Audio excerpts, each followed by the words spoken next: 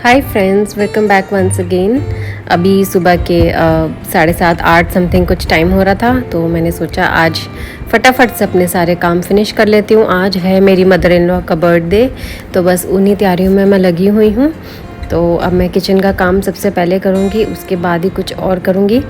और यहाँ पे मैंने वेजिटेबल्स वॉश करके इस कुकर के अंदर मतलब मैं डाल दूँगी।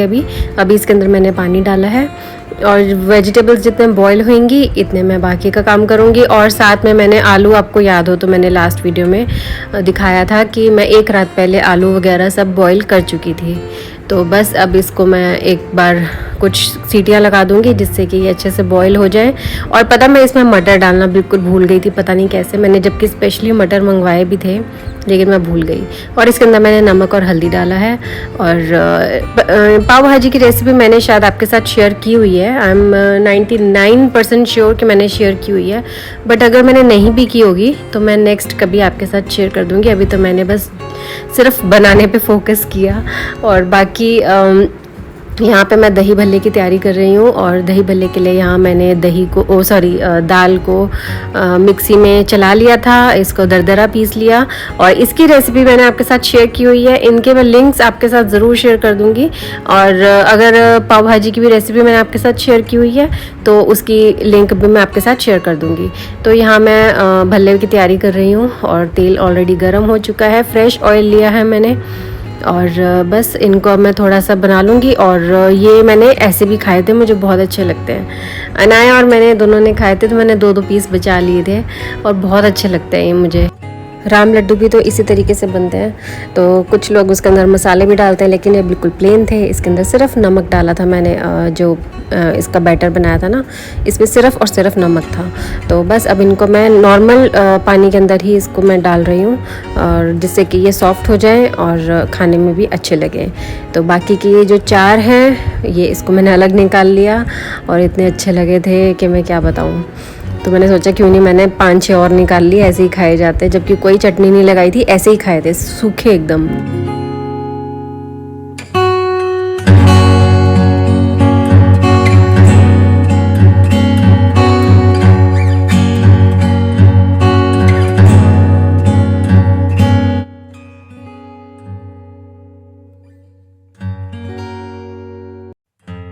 प्याज टमाटर का मसाला मैंने रेडी कर दिया है। उसकी मैंने कोई क्लिप नहीं ली थी क्योंकि मैं ऑलरेडी आपके साथ पहले भी शेयर कर चुकी हूँ।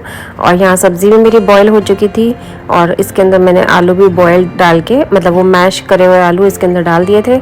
और अब इन सबको मैंने ब्लेंड भी कर दिया है ताकि कोई भी सब्ज़ी का पीस मुँह में ना आए। और क्योंकि मन्नू और अनाया को होता है कि जब पाव भाजी बने तो उसके अंदर कोई भी सब्ज़ी मुंह में नहीं आनी चाहिए, बिल्कुल सब कुछ एकदम पेस्ट की तरह बन जाना चाहिए, जैसे बाहर मिलता है बिल्कुल वैसा। तो बस उसी वही कोशिश थी मेरी करने की। तो बाकी कुछ पीसेस तो रह ही गए थे, उन्हें मैं इनके कटोरी में डाल के नहीं दूँगी, और क्या होगा। और अनाया जा रही थी नीचे खेलने के लिए, उसने कहा था कि मैं थोड़ी देर जा रही हूँ नीचे खेलने। मैंने कहा जाओ, तो इतने मैं अपना काम फिनिश कर लूँगी। भाजी के अंदर अब मैं डाल दूंगी सारे के सारे नमक मिर्च मसाले जो भी मैं डालती हूँ। नमक डाल दिया, हल्दी, लाल मिर्च पाउडर, धनिया पाउडर, अमचूर पाउडर, और सबसे मेन है पाव भाजी मसाला। और अगर पाव भाजी मसाला जैसे होता है ना, कई बार हमारे पास अवेलेबल नहीं होता, तो उसकी जगह आप 2 चम्मच भर के गरम मसाला पाउडर डाल सकते हो। उसका टेस्ट ऑलमोस्ट वैसा ही आएगा। और साथ में सब्जी मसाला भी आप डाल सकते हो। और अगर सब्जी मसाला नहीं है तो सारे जितने मसाले हैं ना, बस थोड़ा थोड़ा एक्स्ट्रा डाल दो। वो पाव भाजी आपकी बहुत टेस्टी बनेगी, ये मैं गारंटी के साथ कह रही हूँ। और हाँ, नींबू ज़रूर डालना, नींबू से क्या होगा, इसका हल्का सा खट्टा खट्टापन आएगा ना, तो वो बहुत टेस्टी लगेगा।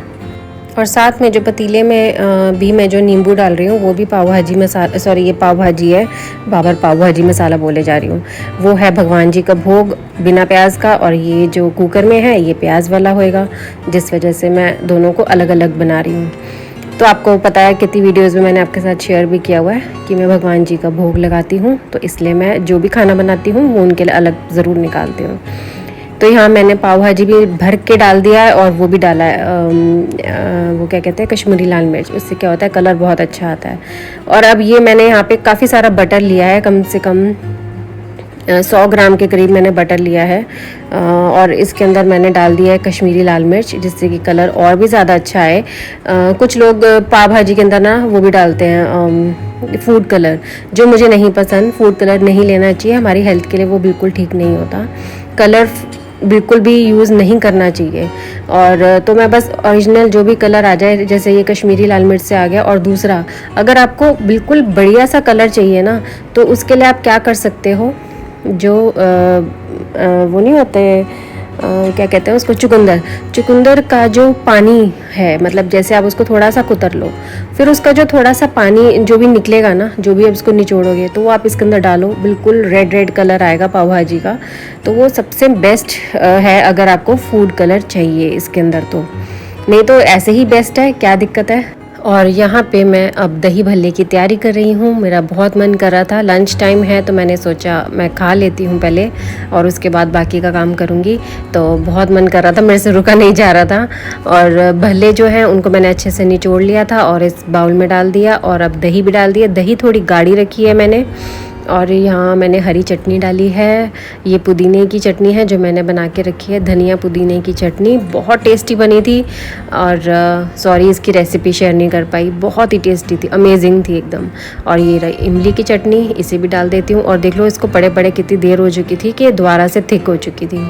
मैंने वापस से इसी जार में डाल दी थी वापस से।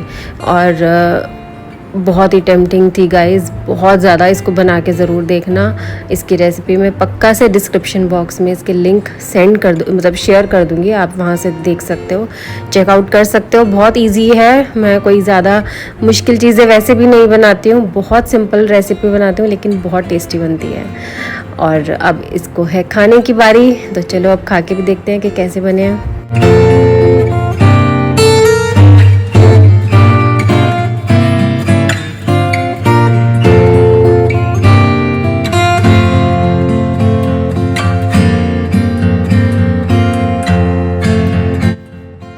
मैंने अपने लंच में दही भल्ले खाए थे, मन्नू को भी लंच दे दिया था और अनाया को भी दे दिया था। उसके बाद मुझे इतनी भयंकर नींद आई कि मुझसे कंट्रोल नहीं हुआ, फिर मैं अपना सो गई थी। कोई कोई वीडियो नहीं बनाई, कोई क्लिप नहीं ली। अब सीधा आपसे मिलती हूँ शाम को। और आज मैं बनाने लगी हूँ केक, वनीला केक बनाऊँगी, क्रीम वाला, जैसे मार्केट में मिलता है बिल्कुल वैसा ही। और ये मेरा फर्स्ट ट्राई है। तो यहाँ मैंने 1 कप के अराउंड विपिंग क्रीम पाउडर लिया है और ज़रा सा दूध लिया है और इसको अब मैं ब्लेंड कर लूँगी 3 से 4 मिनट के लिए। तो उस बॉक्स के पीछे जिस तरीके से बताया हुआ मैंने बिल्कुल वैसे ही किया है। और मैं इसमें अपना ज़्यादा दिमाग नहीं चला रही थी, जो लिखा था बिल्कुल वैसे ही किया। और बहुत डर भी लग रहा था बनाते हुए, दग दग हो रहा था कि हे भगवान ठीक से बन जाए सही, नहीं तो मेरी सारी मेहनत बेकार जाएगी। लेकिन टचवुड क्रीम बहुत अच्छे से बन गई थी और उसको मैंने रख दिया था फ्रीज़र में। और अब यहाँ पे मैं केक रेडी करने लगी हूँ। यहाँ पे मैंने बेसन कह रही हूँ, क्या हो गया आज मुझे, तो मैदा और बूरा कम पड़ गई तो मैंने इसके अंदर चीनी भी डाल दी थी, साथ में दही और बेकिंग सोडा, बेकिंग पाउडर, सब कुछ डाला था इसके अंदर। और अच्छे से इसको मैं मिक्स कर लूँगी और बिल्कुल लास्ट में डालूँगी वो वनीला एसेंस। तो आपको जो सा टेस्ट अच्छा लगता है उसका एसेंस अवेलेबल होते हैं, जैसे ऑरेंज का भी आता है, पाइनएप्पल आता है, और भी तरह के होते हैं, मैंगो का भी आता है, तो वो भी आप यूज़ कर सकते हो। लेकिन वनीला एसेंस सबसे बेस्ट लगता है मुझे। तो बस अब मैं वही सब कर रही हूँ। और यहाँ मैंने डाल दिया है वनीला एसेंस और अब इसको अच्छे से मिक्स कर लूँगी और बैटर मेरा एकदम रेडी है। तो इसको अब मैं माइक्रोवेव में करूँगी, 4 से 5 मिनट के लिए बेक करूँगी। और बस यहाँ पे बटर अनाया लगा रही है। और हाँ, वीडियो मतलब वॉइस ओवर में मेरा पूरा ध्यान चला गया, लेकिन ये तो बताया नहीं कि अनाया ने बहुत हेल्प कराई थी मेरी केक बनाने में। वो मुझे कुछ भी नहीं करने दे रही थी, वो कह रही थी बस आप मुझे मेजरमेंट बताते रहो, कितना कितना डालना, करूँगी सारा कुछ मैं ही। तो उसी ने किया जो कुछ किया। तो चलो अब यही मैं केक बेक कर लेती हूँ अच्छे से 4 से 5 मिनट के लिए। तो उसके बाद देखते हैं कि इसका टेक्सचर कैसा होता है। तो केक बहुत अच्छे से बेक हो चुका था, तो इसको अब मैं 1 घंटे के लिए ठंडा होने दूंगी। उसके बाद ही इसके ऊपर क्रीम अप्लाई करूंगी। और इतने मैं अपना पाव सेक लेती हूँ क्योंकि रात हो चुकी है और बहुत जल्दी अब मुझे काम करना है, क्योंकि केक के चक्कर में ऑलरेडी बहुत लेट हो चुका था। और अब मैं फटाफट से पाव सेक रही हूँ। नीचे मम्मी पापा पाव ही खाएंगे, रोटी नहीं खाएंगे। कि पापा कई बार भाजी के साथ ना रोटी ही खाते हैं, पाव एक दो ही टेस्ट के लिए लेते हैं, लेकिन मम्मी ने कहा था कि नहीं, पापा के भी सारे पाव ही सेकना, वो रोटी नहीं खाएंगे। मैंने कहा ठीक है, तो इसलिए मैं फटाफट से कर रही हूँ। और खाना आज मैंने बहुत लेट दिया था, मुझे शायद 8:20 हो गए थे खाना देने में, क्योंकि केक की वजह से मैं बहुत लेट हो चुकी थी। तो मुझे अजीब लग रहा था बहुत ज़्यादा कि आज खाना बता लेट हो गया। तो क्योंकि मम्मी पापा के ना फ़िक्स टाइमिंग्स हैं, उनको शुगर है तो उनको मेडिसिन वगैरह सब अपना लेना पड़ता है, तो उनके टाइमिंग्स फ़िक्स हैं। तो बस अपना मैं अब केक रेडी कर लूँगी। मैं सारा किचन के काम से फ्री हो चुकी हूँ और मन्नू तो घर पे थे नहीं, तो मैंने सोचा अब हम भी पाव भाजी ही खाएंगे और तो कुछ करना नहीं। तो मैंने भी अपना साथ साथ ही पाव सेक लिए थे। गैस अपना क्लीन कर दी, किचन क्लीन कर दी। अब सारा काम होने के बाद मैं केक रेडी करूँगी।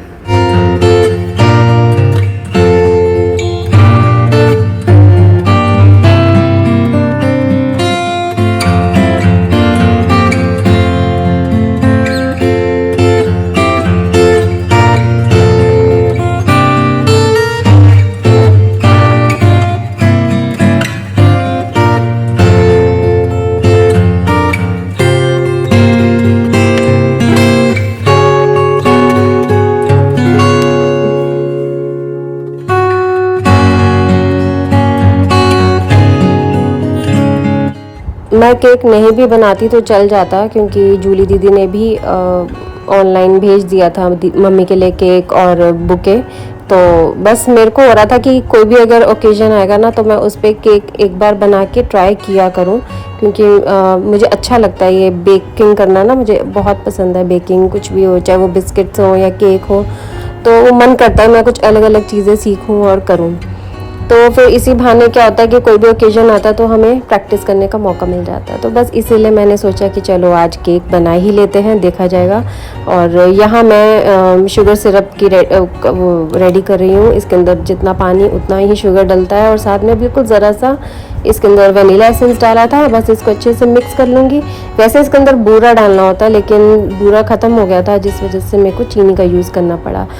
तो देखो मैंने क्या जुगाड़ किया। मेरे पास केक रोटेटिंग स्टैंड नहीं था, तो मैंने कहा मेरे पास ये ड्राई फ्रूट का रोटेटिंग स्टैंड है, तो उसी को यूज़ कर लिया जाए। इसके ऊपर मैंने प्लेट उल्टी करके रख दी, और थोड़ी सी जो क्रीम है वो मैंने इसके ऊपर पहले अप्लाई की है। मतलब मैंने ऐसे वीडियोज़ में देखा हुआ है, वैसे ही कर रही हूँ मैं। और अब ये जो केक मैंने रेडी किया था, इसको अब इसके ऊपर रख दूँगी और इसको कट करना है। और देखो कितना सॉफ्ट बना है।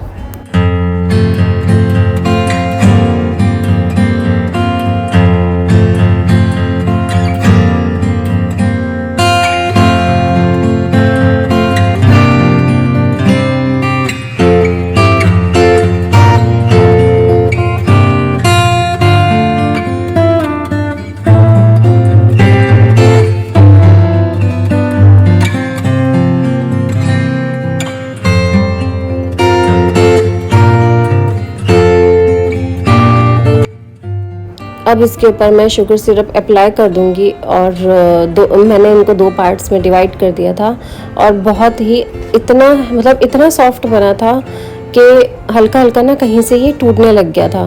तो बहुत मुश्किल से मैंने इसको कवर किया है। और अभी जब मैं क्रीम लगाऊंगी तो क्रीम लगाने में भी थोड़ी सी परेशानी आई थी। और ये देखो, ये आपको दिखेगा, ये पार्ट टूट गया था। मैंने जिस तरीके से उठाया था ना हाथ में, वो टूट गया था।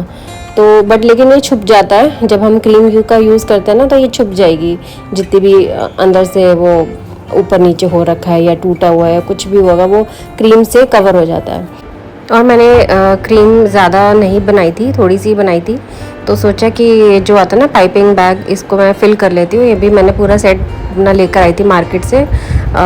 लाई तो बहुत टाइम पहले थी, लेकिन यूज़ आज कर रही हूँ।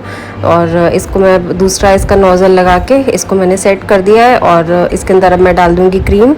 और क्रीम डालने का भी तरीका मैंने सीखा था कि इसको पहले ग्लास के अंदर डालो। उससे क्या होगा कि आपका पूरा पाइपिंग बैग क्रीम से नहीं भर जाएगा, बस नीचे नीचे को ही रहेगा।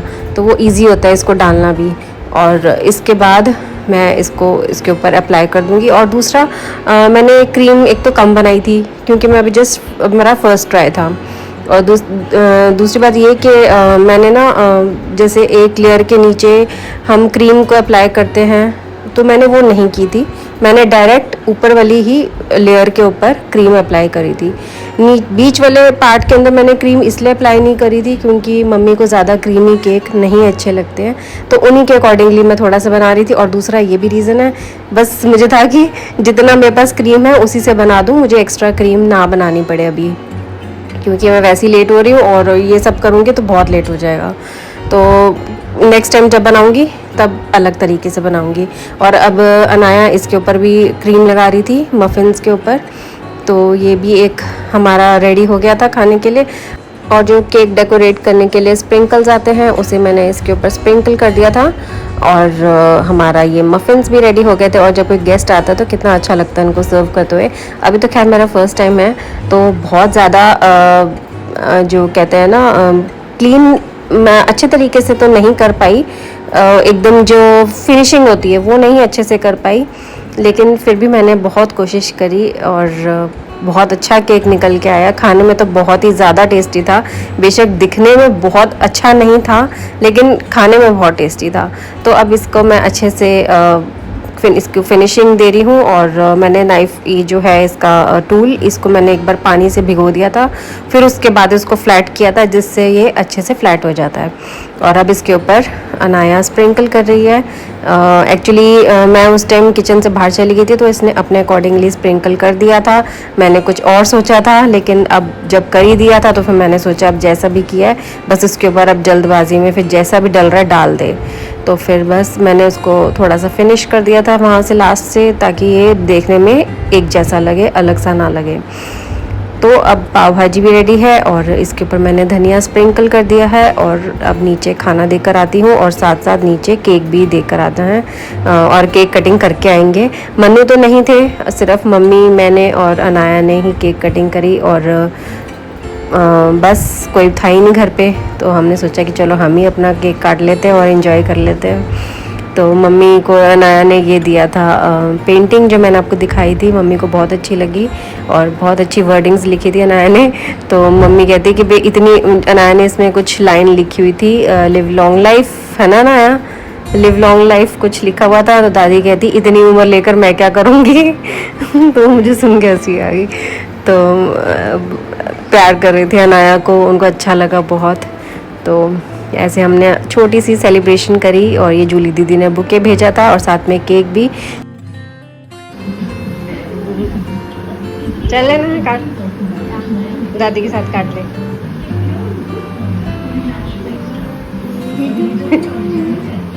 हैप्पी बर्थडे टू डियर दादी मम्मी।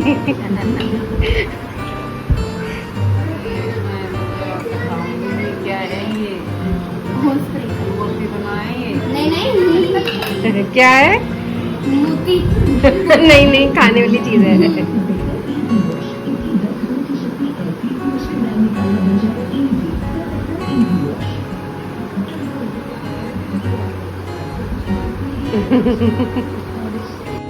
तो अब मम्मी जूली दीदी वाला केक कट कर रही हैं। तो उन्होंने कहा कि आधा तू ले जा, आधा मैं ऊपर भिजवा दूंगी गुनगुन हनु का। और तो बस ऐसे हमने अपना छोटा सा बर्थडे सेलिब्रेशन करी मम्मी की, मम्मी के बर्थडे सेलिब्रेशन। और साथ में अब मैं अपना डिनर करने लगी हूँ। और बहुत ही अमेजिंग बना था पाव भाजी। तो पाव भाजी बहुत ही टेस्टी बनी थी और केक भी बहुत ज़्यादा टेस्टी बना है। नीचे मम्मी पापा को भी अच्छा लगा और बिल्कुल ऐसा लग रहा था जैसे बाहर से ही आया है। क्रीम वाला जो ये केक बनाया है ये मैंने फर्स्ट टाइम बनाया है। और ये मफ़िन है, ये भी बहुत टेस्टी बना है। इसके ऊपर भी अनाया ने क्रीम लगाई। तो कैसा रहा आज का दिन? दादी का बर्थडे कैसा रहा? बहुत टेस्टी। दादी का बर्थडे बहुत टेस्टी रहा या बहुत अच्छा रहा? अच्छा भी टेस्टी। तो मैं अपना डिनर करने लगी हूँ और अब आपसे नेक्स्ट वीडियो में मिलेंगे। और अगर आपको मेरी कुकिंग वीडियो ज़्यादा अच्छी लगती हैं तो मेरे को ज़्यादा से ज़्यादा लाइक करना, ताकि मैं कुकिंग वीडियोस भी हमेशा शेयर करूँ आपके साथ। वैसे तो मैं करती रहती हूँ, लेकिन कौन सी करूँ वो मुझे आप कमेंट्स में बताया करो, ताकि मैं आपके साथ वो शेयर कर सकूँ। तो अब आपसे नेक्स्ट वीडियो में मिलेंगे। Till then take care, bye bye. Dish करना है डिश।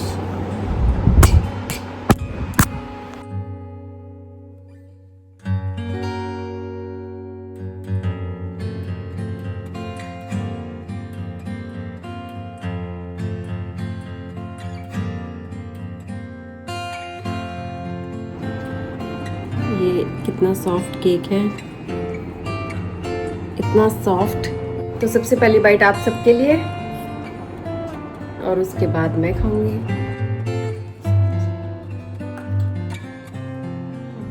बहुत टेस्टी है, बिल्कुल बाहर जैसा टेस्ट आ रहा है। मनु घर पे नहीं है, जब वो घर पर आएंगे तो उनको भी ज़रूर खिलाऊंगी। बहुत ज़्यादा टेस्टी है ना? मौका लगता है इसने भी खा लिया।